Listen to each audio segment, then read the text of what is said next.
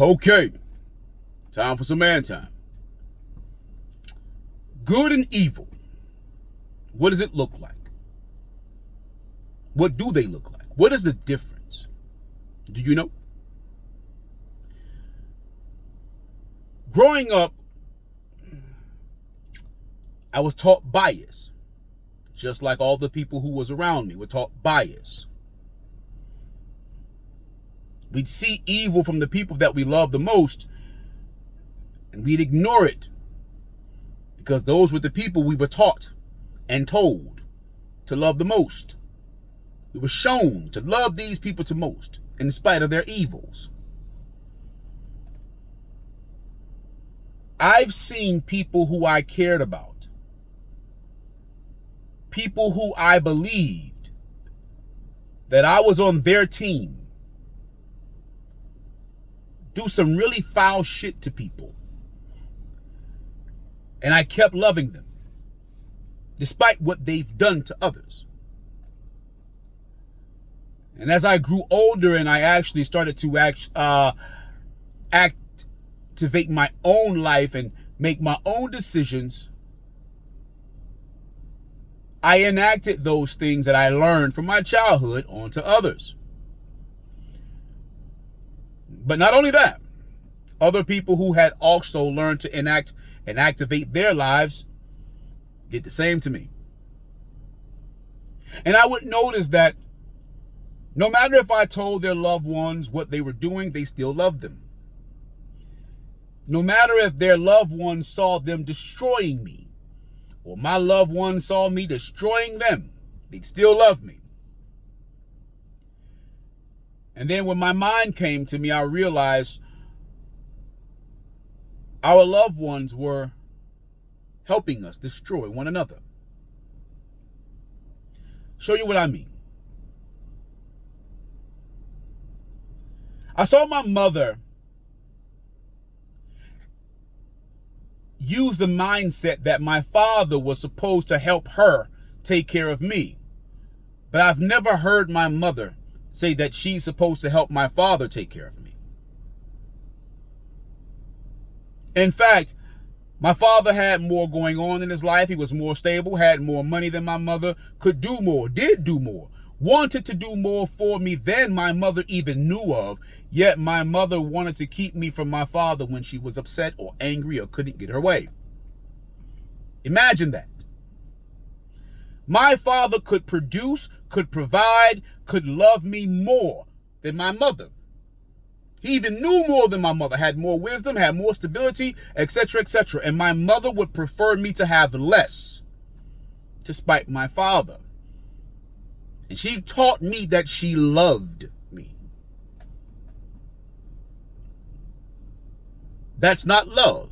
And it damn sure ain't love for me. Not when she was making me suffer in spite knowing that I was. Just so that my father wouldn't have the satisfaction of knowing that he was doing something right. And then when my grandparents would see what my mother was doing, they'd say something, but they would never help my father. Because in their minds, they were protecting their daughter. Imagine that. Protecting your daughter to do the wrong thing. Protecting the villain, the evil, the wicked, the demon, the devil.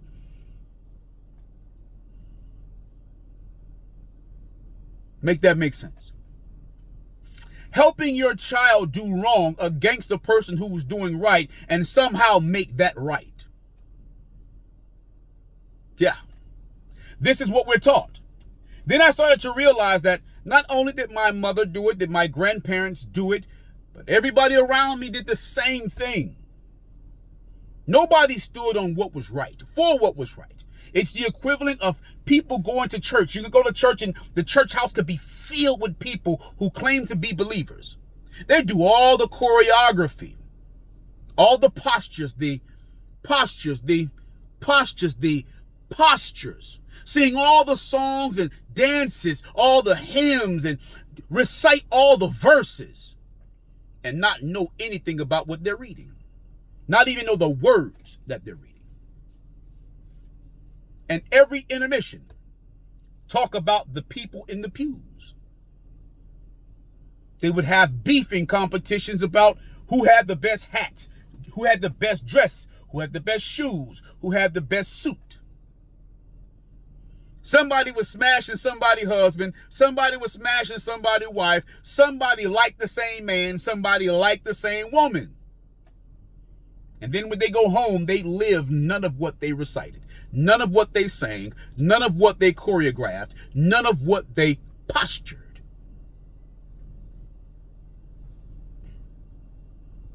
Those same people would claim to not believe in certain parts of the Bible if it contradicted who and what they were. Yep. We call those people good.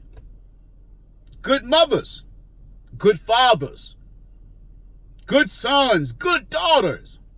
There are more baby mamas in church than there are wives. Probably in every church. At least 85 to 95%. There are probably more divorcees in church or women that are sexually active and who have or probably have children than there are wives. And I'm willing to bet that all of those baby mamas or single women who are sexually active, baby daddies and single men who are sexually active in those churches don't want to be good people to the people who they have children with. They're not forgiving to one another. They are not generous to one another. They look to receive and not to give, especially the female kind.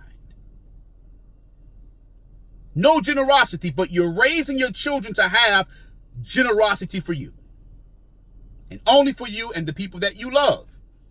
Unbeknownst to you that you're teaching your children the opposite of generosity then. You're teaching them self-centeredness, stingy, greed. Everything for you and nothing for others. To be unforgiving, and we call those people, because we love them, good. Good brothers, good sisters. When everything in our lives look more like demonic, evil, wicked, devilish deeds, but we want to be treated as angels, godly, faithful, committed believers. We activate more doubt than belief, but we want to be seen as believers. We activate a lack of commitment, but we want commitment from others. We help one another, destroy one another. We hide one another from punishment. We defend one another from their own consequence, from their own actions of what they've done.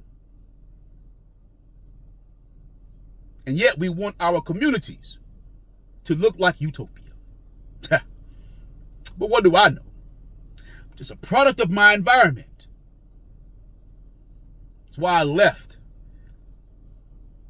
the mirage of utopia, because I started to see the Sodom and Gomorrah in it. Anywho, like, comment, share, subscribe, and let's get the conversation started. I'd like to hear your part of when you noticed that your utopia was also a Sodom and Gomorrah. And until that time, man, time out.